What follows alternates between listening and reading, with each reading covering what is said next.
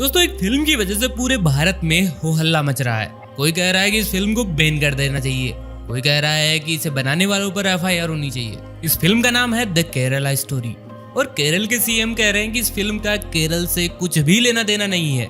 कई लोग तो इस फिल्म पर लव जिहाद फैलाने का आरोप लगा रहे हैं, कुछ इसे केरल और इस्लाम पर हो रही राजनीति का एक हिस्सा बता रहे हैं। सीधी सी बात है, जितने मुंह उतनी बात।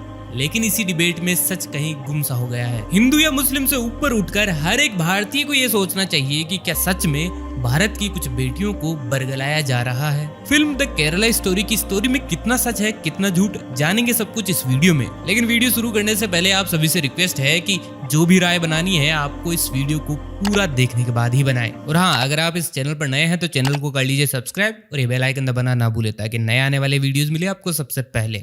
दोस्तों बात है साल 2021 की। अफगानिस्तान पर तालिबान का कब्जा हो गया। इसके 2 दिन बाद एक मां ने भारत सरकार से गुहार लगाई कि मेरी बेटी को अफगानिस्तान से वापस लाया जाए और उस पर भारतीय कानून के तहत मुकदमा चलाया जाए। तालिबान के कब्जे के बाद हर एक भारतीय सकुशल भारत लौट आया था। लेकिन आखिरकार ये मां क्यों भारत सरकार से अपनी बेटी को भारत वापस लाने की गुहार लगा रही थी और आखिरकार क्यों वो ऐसा कह रही थी कि मुकदमा चलाओ वापस लाकर। दोस्तों इसके लिए हमें जाना होगा साल 2015 में। ISIS ने अफगानिस्तान के खुरासान प्रोविंस पर कब्जा कर लिया था और वहां पर अपनी एक नई नवेली ब्रांच खोली थी जिसका नाम रखा गया इस्लामिक स्टेट खुरासान प्रोविंस। और ISIS की तरह इसका भी शॉर्ट नाम रखा गया ISKP। इसी शाखा में अपना श्रमदान और इस्लाम के सरिया लॉ के जरिए चलने वाली जन्नत के इस हिस्से में हिस्सा लेने भारत से 21 पुरुष और महिलाएं पहुंच गए सीधे अफगानिस्तान। अब इस्लामिक जन्नत में इन महिलाओं के साथ आखिरकार क्या हुआ? आखिर यहाँ लाने के बाद इन महिलाओं का हृदय परिवर्तन कैसे हुआ? क्या इनका धर्म परिवर्तन भी हुआ था? क्या इनका कोई केरल से रिलेशन था? और क्या रिलेशन है इनका द केरला स्टोरी से? जानेंगे सब कुछ। इसके लिए हमें शुरू करना होगा शुरुआत से। दोस्तों साल 2015 के शुरुआती महीनों की बात है। 22 साल की मेरिन जेकब मुंबई के एक जानी मानी कंपनी में नौकरी कर रही थी। इसी दौरान उनकी मुलाकात होती है अपने ही एक स्कूल फ्रेंड से जिसका नाम था बेस्टिन विंसेंट। दोस्तों फिलहाल पूरे देश में ये बात आम सी हो गई है कि कई क्रिश्चियन मिशनरीज भारत में बड़े लेवल पर धर्म परिवर्तन करवाती है।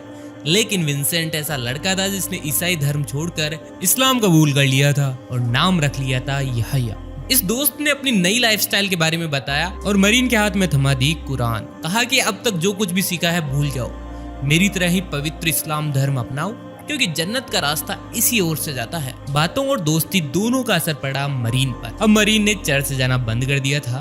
अब जाती थी वो मस्जिद। मरीन का भाई किसी काम के सिलसिले में जब उसके PG पहुंचा तो उसकी रूममेट भी एक मुस्लिम थी। भाई ने देखा कि वो शाम को एक मुस्लिम कपल के साथ रुकती थी। जब भाई ने घर पर जाकर ये सब कुछ बताया तो जल्दी उसके घर वालों ने उसे घर बुला लिया। घर आते ही मरीन ने सबसे पहले अपना धर्म बदल लिया और इस्लाम धर्म अपना लिया। धर्म बदला तो नाम भी बदला गया। मरीन से अब वो मरियम बन गई। धर्म परिवर्तन के कुछ दिन बाद ही मरियम ने यहया से शादी कर ली। लेकिन धर्म परिवर्तन की ये कोई इकलौती घटना नहीं थी। दोस्तों वैसे तो पूरी दुनिया में कई जगह धर्म परिवर्तन हो रहा है, लेकिन जो इस कहानी में महत्वपूर्ण है वो है यहया के घर में उसके सगे भाई का धर्म परिवर्तन। बेक्सन विंसेंट ने भी इस्लाम कबूल कर लिया था। अब इस्लाम कबूल किया तो नाम भी बदला गया, नाम रखा गया ईसा।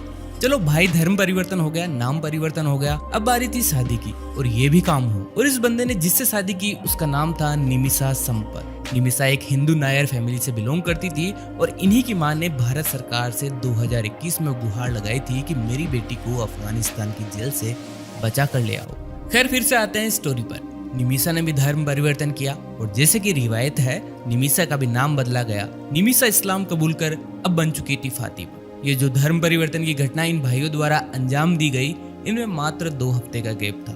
हालांकि केरल में लोग काफी पढ़े लिखे हैं और ऐसा माना जाता है कि लोग जितने ज्यादा पढ़े लिखे होते हैं उतने ही बुद्धिजीवी होते हैं। और जो लोग जितने ज्यादा बुद्धिजीवी होते हैं वो इस बात का ज्यादा दिखावा करते हैं कि धर्म नाम की चीज से उन्हें कोई फर्क नहीं पड़ता। खैर अगर यही धर्म परिवर्तन की घटना उत्तर प्रदेश में हुई होती तो मैटर अब तक CM तक पहुंच चुका होता। लेकिन जैसा कि मैंने केरल के बारे में बताया, वहाँ के लोग इस पर ज्यादा ध्यान नहीं देते। यह भी एक छोटी सी बात थी वहाँ के लोगों के लिए जिस पर किसी ने ध्यान तक नहीं दिया।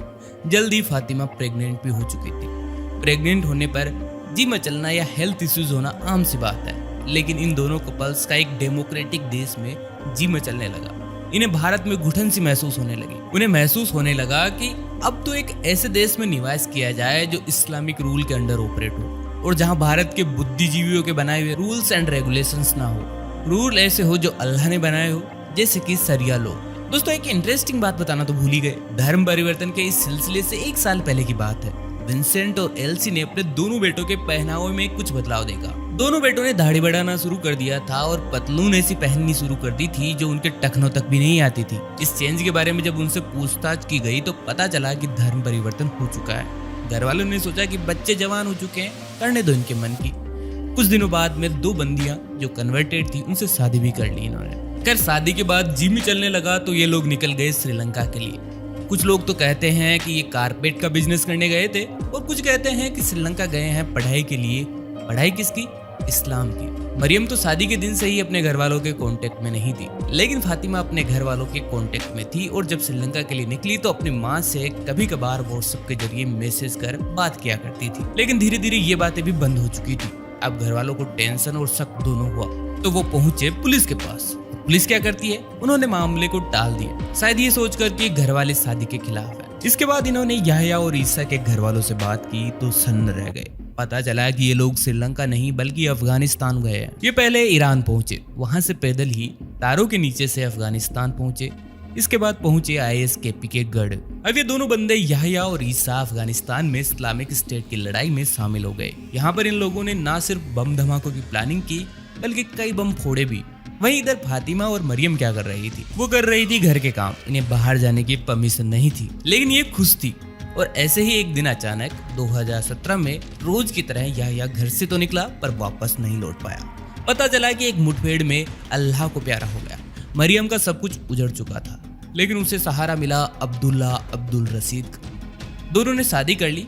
कहा तो ये भी जाता है कि अब्दुल वो शख्स था जिसने याह्या और ईसा को इस्लाम में कन्वर्ट कराया था। ऐसा कहा जाता है कि इन लोगों का ब्रेन वॉश करने का मास्टरमाइंड यही था। आपको बता दें कि अब्दुल पहले से ही शादीशुदा था। शादी की थी सोनिया सेबेस्टियन से और सोनिया भी केरल से भाग कर आई थी और जैसे कि रिवाज था इनका भी नाम बदल कर आयशा कर दिया गया था।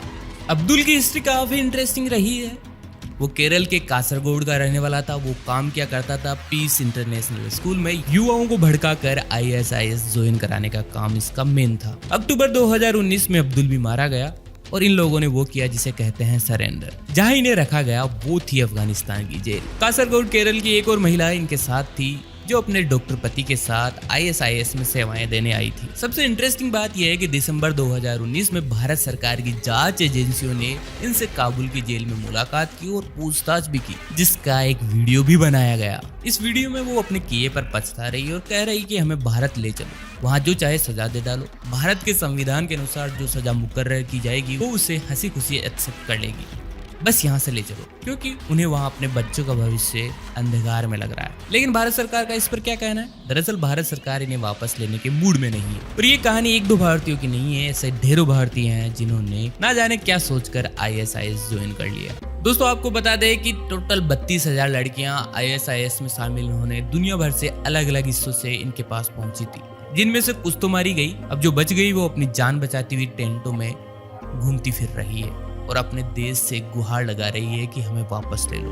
ISIS के ये तथाकथित गढ़ तबाह हो गए हैं। इनके लड़ाके दूसरे देशों में भाग गए। वहीं कुछ ऐसे भी थे जिन्होंने सरेंडर कर दिया। लेकिन ये लड़कियां अपने उन बच्चों को पाल रही है जिनके बाप कौन है उन्हें खुद भी इसका पता नहीं। इनके हालात देखकर दिल पसीज जाता है, लेकिन हम कर भी क्या सकते हैं। दोस्तों आपको क्या लगता है, देश छोड़कर जाने वाली इन लड़कियों को एक बार फिर से देश में लाना चाहिए या फिर इन्हें इनके हाल पर छोड़ देना चाहिए? कमेंट करके मैं जरूर बताइए। वीडियो कैसा लगा? अगर अच्छा लगा तो लाइक और शेयर करना ना भूले। चैनल को जरूर सब्सक्राइब कीजिए। दोस्तों जल्दी मिलेंगे एक और इंटरेस्टिंग वीडियो के साथ, तब तक के लिए नमस्कार।